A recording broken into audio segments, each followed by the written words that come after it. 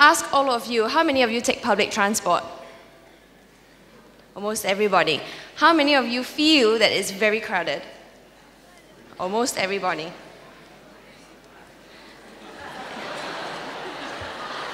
Is this the future?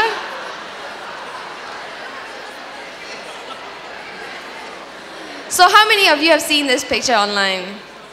It had been making the rounds post the population debate. I thought it was hilarious. But jokes aside, we should think about whether this is the future. If today we feel crowded, what would 2030 feel like with 6.9 million people? But I'm going to actually venture and give you a different perspective now. I mean, like all of you, I also felt that 6.9 was a difficult number to understand, especially if today, you know, I hardly go to Orchard Road. I try and not go wherever the crowds are because I'm terrified of crowds. And in 2030, if our population is going to go to another million, it's 5.3 million today, and if it goes to 6.9 million, how much more crowded will we feel?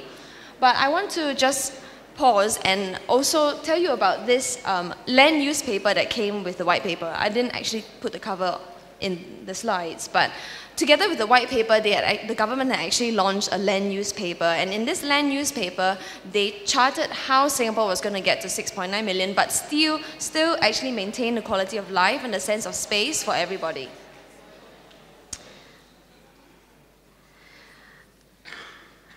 And I'd like to bring your attention to this 6.5 million figure, which Ms. Ryder had mentioned earlier in her presentation.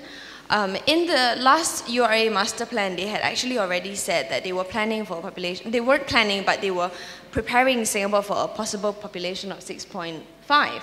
So actually at 6.5, 6.9 isn't too different. But we have to understand why people were surprised when the 6.9 million was being published.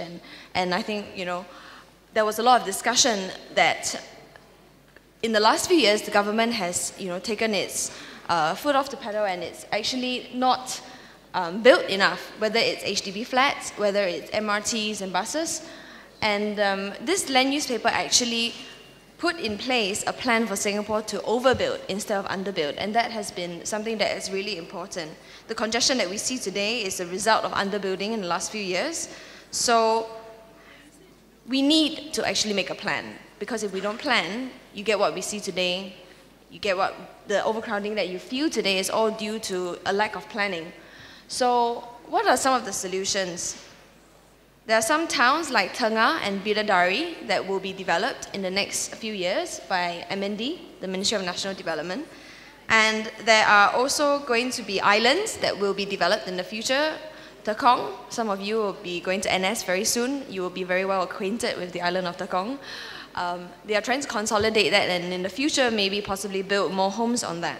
Pulau Ubin, everyone is very familiar with. That's also a possible island that we can build homes if it comes to that and we actually need space for our children. I know many of you probably won't think about that right now, but it is something that our leaders have to think about, how we're going to prepare for the population of the future. Building upwards and downwards, the pinnacle at Duxton in Tanjong Pagar. How many of you have actually seen it, been to it? It's quite an iconic project in Tanjong Pagar, and it's very outstanding, and it's actually 70 stories tall. I think 50 or 70, something like that. And one of the solutions is actually building higher and higher or going underground. JTC and LTA are exploring underground shopping malls. To some extent, we already have that CityLink. I'm sure all of you know that. It's already underground. So technology innovations are going to enable us to prepare for a bigger population, and it's important. I'm not saying that we will get to 6.9, but if we have to prepare, what are the things that we have to do? Because infrastructure cannot be built overnight. It has to be taken over a large number of years. So I did this story on the rocky road to future growth. It's basically summarizing the population debate, asking questions about where is Singapore headed and how we can find consensus to move forward. What ideal population size all of us want to, and all of you are going to be the next generation of voters. So these issues are very important to you. You have to decide how comfortable you want to be in Singapore, and what kind of policies you want in place, whether you want slower growth, you want less foreigners, all these are questions that you need to think about. The guy over there on the left, Mr. Liu Taiker, he's a veteran architect, very well known. He was the former HDB CEO and former URA chief planner. And when I spoke to him over the phone, he actually said to me, I don't understand what all this fuss is about. Yes, we grew very quickly over the last few years, and there's a case for growing a little bit slower, making sure that the foreigners that come into Singapore are well integrated. But he actually said to me, in the year 2100, where is Singapore going to be? Surely it's not going to stay still, and if it needs to thrive, we might be looking at 8 million, 10 million. So are we being really short-sighted in saying that, no, not 6.9, not 2030, we can't even think of 2030. You know, how can we think of 2100? I'm not going to be here, you guys might be, your children definitely will be. So what kind of an island would they be living on? Somewhere where it's very cleverly planned, somewhere where the sense of space and the quality of life is maintained? So it all comes down to this.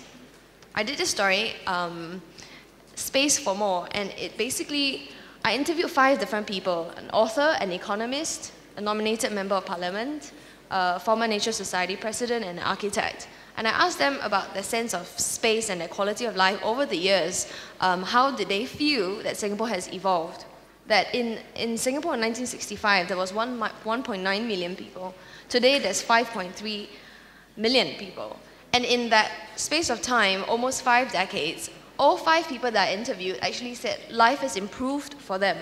So, you know, my point is, life can improve even if there's more people, but what's important is actually planning for it, making sure that the landscape in Singapore is being developed optimally, that we're going to have an iconic skyline, we're going to have a sense of heritage.